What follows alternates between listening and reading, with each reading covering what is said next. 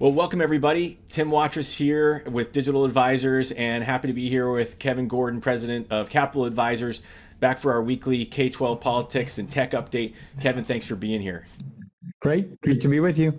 Yeah, so I mean, there is no shortage of news happening right now, to say the very least. There's so much happening in Sacramento that everyone's on the edge of the seat to hear. Of course, we did the budget updates around the state this week, but can you just give us a quick overview of what's been happening in Sacramento this week? Yeah, well, we've been busy doing budget workshops all over California, and we really appreciate so many of you that were viewing that. The legislature did not waste any time in jumping right in on the May revision that the governor had submitted. The things that we paid a lot of attention to were two hearings this week, right away on Monday. The budget subcommittee in the assembly had its hearing. Great questions on both sides of the aisle. A lot of concern about some of the choices in this budget and some of the ramifications for public school funding.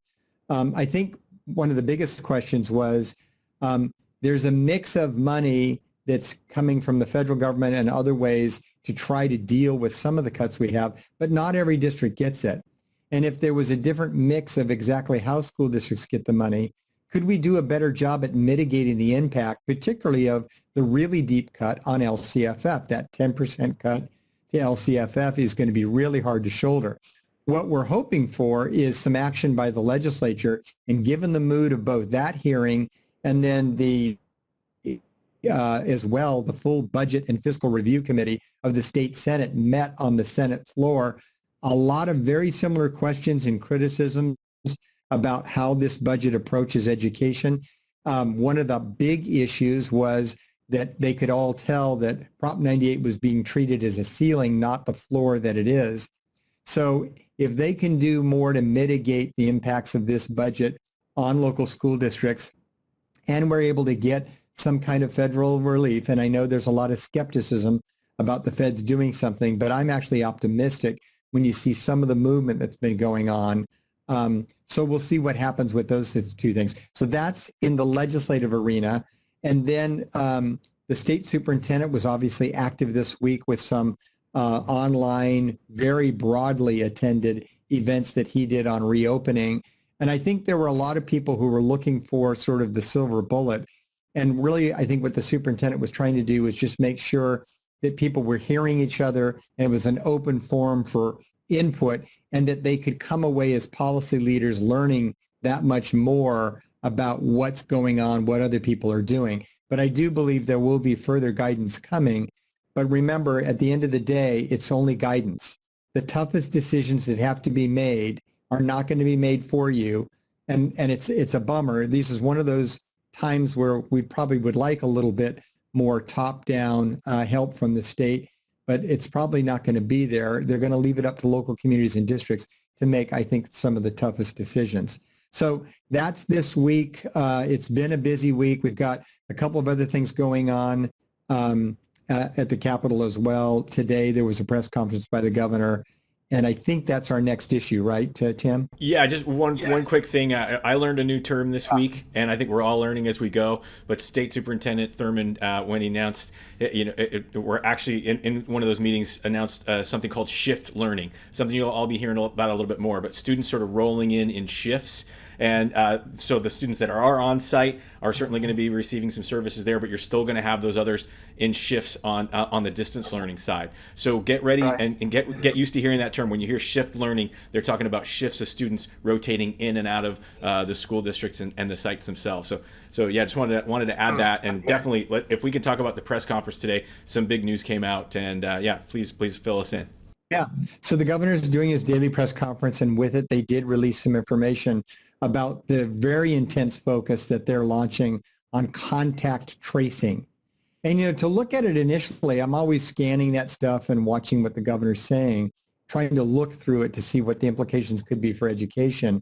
And while it's not really very overt or stated up front, we know that the biggest gatherings and sort of the closest gathering of people once we do reopen schools, even if we do it in shifts, so to speak, we're going to have more people together in public schools than probably any other part of our lives, our social lives every day.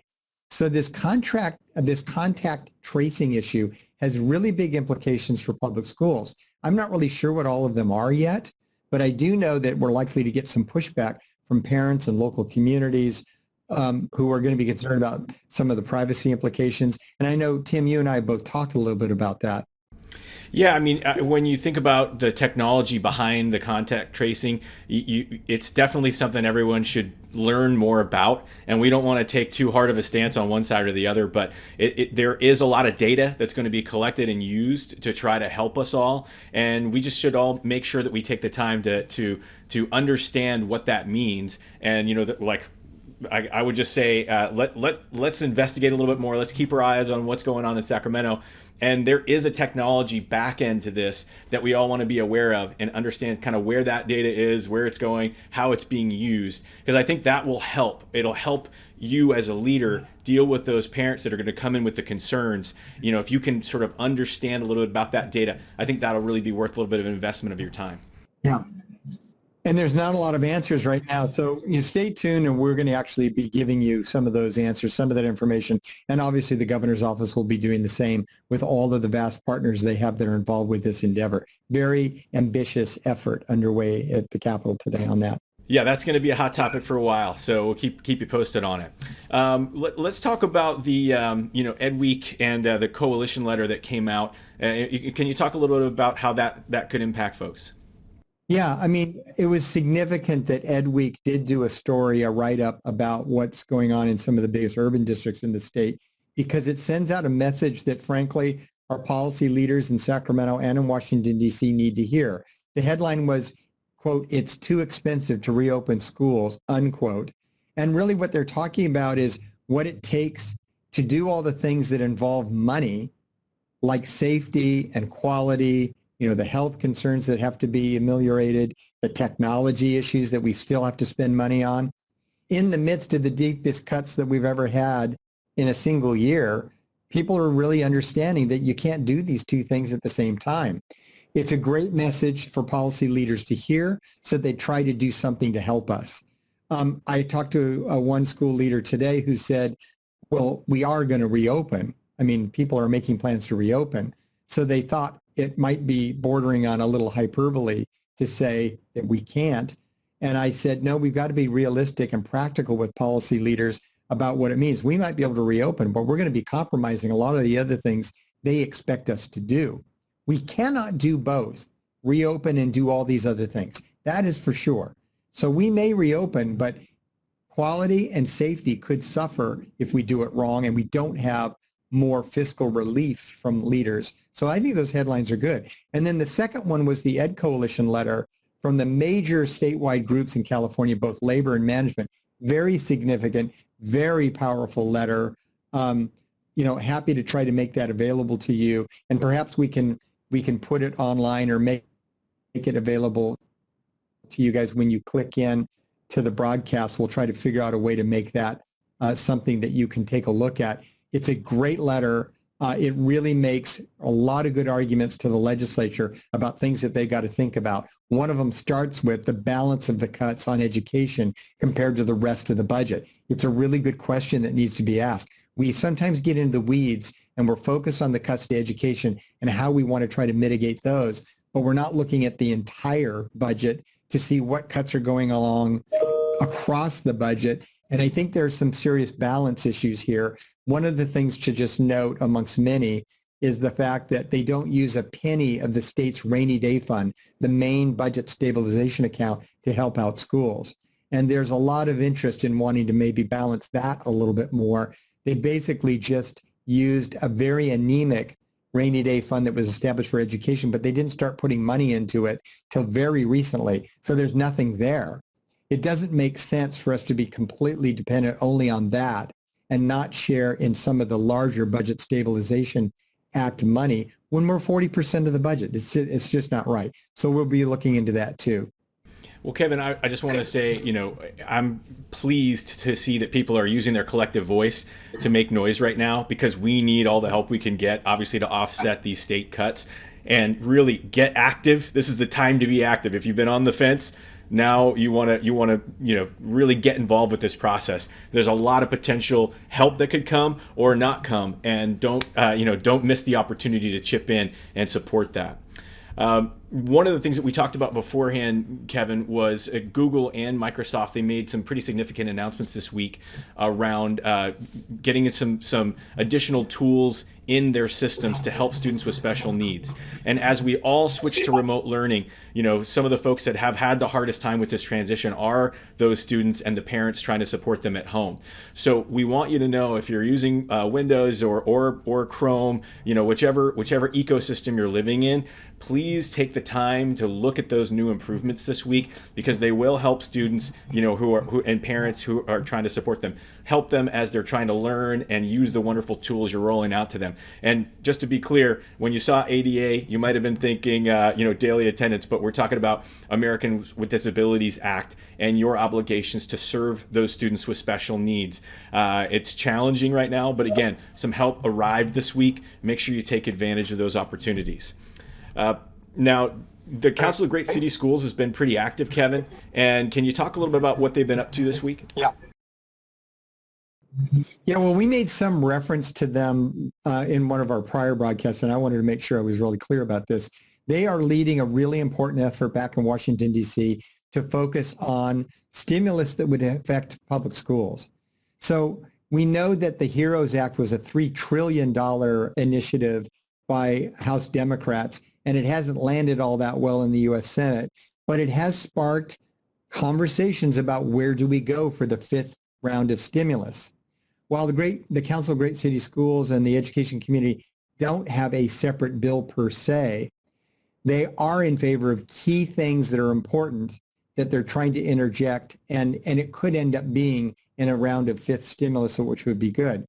Their request was, and we made some mention of this before, was $175 billion for schools across the country. The HEROES Act only had $100 billion in it.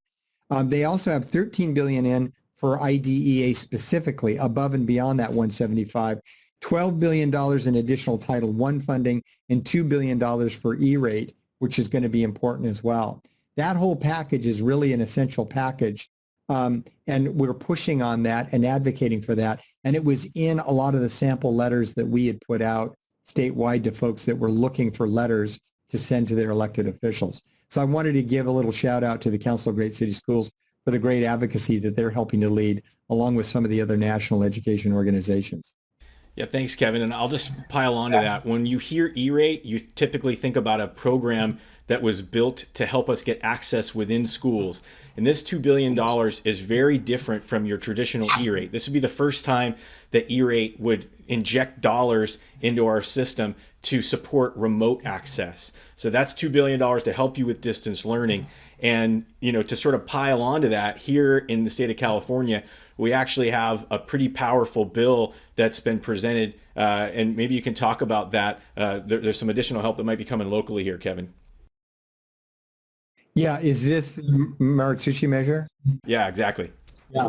So Assemblyman Al Maritsushi from the Torrance area has announced this week, another major development this week, that he is going to pursue a $3 to $4 billion statewide bond that would pay for distance learning and all of the issues in it that you've heard Tim talk about, whether it's hotspots, connectivity types of issues, devices, all of these kind of dimensions that we're still having challenges with in terms of implementing distance learning.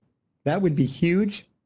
The reason why I'm kind of excited about it is because I think almost every community in the state understands that these are big deal issues, and that if there's an opportunity sitting right there on the ballot for them to make a difference by simply voting yes, I think they're going to do it. So we are really hopeful that that the Assemblyman can get through the different hurdles he needs to get to from a process standpoint, get this accelerated in the legislative process and onto that ballot. And if he does, I think it's going to be a winner. It would be on the ballot alongside another measure you guys have undoubtedly heard of, the split roll tax measure, which has got huge amounts of opposition to it, and it's got big time supporters as well. It's just going to be this giant battle going on. What's interesting about the measure that Maritsushi is doing is I would totally suspect there's a chance that business and other interests who would otherwise be opposed to the split roll would actually be supporting his bond measure. I don't see a lot of room for opposition on that thing. We should enjoy a good level of support. So we're hoping he makes it to the ballot. We'll also keep you posted on that. And just our good friends over at Site, who Andrea Bennett, the executive director, joined us last week. They threw their weight behind that bill this week, and I'll just say, don't take that one for granted because it seems obvious. Sometimes things that seem obvious can go away. So again, please help and advocate for the things that we need right now. And to me, that bill is extra critical. Right now, they're trying to see how valid it is, and so your support would be welcome. You can go to Site's advocacy page, and they'll have a little bit of information there about how you can back them up in their support for that bill. We were talking a little bit about business, and one thing that I wanted to add, first of all, the Capital Advisors team did a wonderful job this week, 30 counties in 4 days with these budget updates. If you weren't able to participate, make sure you're tuned in next month because there'll be another round and yet another round again after the final budgets are announced. But there was a little bit of talk about, hey, how do we offset some of these losses that we've picked up? And one of the things that I think is a real big opportunity for school districts is cleaning up business systems that traditionally were paper. You might have sent around a piece of paper for approval. It could take days and weeks. Now people are working from home. I imagine that's really getting exacerbated in this remote reality. So if you take some time to deploy tools to improve your business operation systems, time equals money. So if you can reduce the amount of time your team is taking to pass a piece of paper along, and then the data, the paper retention stuff on the back end, you're actually going to reduce a lot of your operational costs. You may already be doing some of that, but it's definitely time to start thinking about how powerful those tools have become. So look and see if you're doing any of it at all. If you are, that's great, but also investigate to see if there's been significant changes. Because I'll say in the last 2 years, there's been a lot of growth in that area and some very compelling offers out there that are built to help you run your business and lower costs. Again, offsetting some of those cuts that we know are coming. So really, that's all I had, Kevin. I don't know if you wanted to add anything to that. Yeah, I did. Because I was thinking just while you were talking about the solutions that Amazon, they're involved with major issues that are being grappled with by government at every level right now. And one of the things that we've actually been in touch with them recently, and I know that almost every district has some kind of relationship with Amazon Business in your sort of the procurement that you guys do, but they have the capacity to actually really also change the platform that you do procurement and purchasing off of with regard to the online stuff. And I think there's going to be a real imperative when you combine the idea of really constrained budgets with the need to be more efficient in process. There's going to be an opportunity to actually leverage that Amazon tool. The great thing about Amazon is they don't require you to have any contracts with them or anything like that. It's just utilizing that platform and understanding the stuff that they have that's free that you can implement in your district to streamline some of those processes that you take advantage of. So I thought I would just mention that. Tim, thanks a lot for your points on this. Absolutely, yeah. And by the way, thanks for the opportunity to be here again today with you, Kevin. We just want to if you're a Capital Advisors client, you're going to get an email with the link. Certainly, you can find it on the Capital Advisors webpage. We also have a YouTube channel. You can search Capital Advisors on YouTube, and you can actually click subscribe and click the little bell, and you'll be notified when we post new updates on that page. So, Kevin, thanks for the time this week. I know it's been busy, but glad you took the time out to do this. And let me know if you have any final thoughts. Now's the time. Nope, we're good for the week. All right, we're all set. Everybody. All right, enjoy your weekend. Thank you. Bye-bye. All right, bye-bye.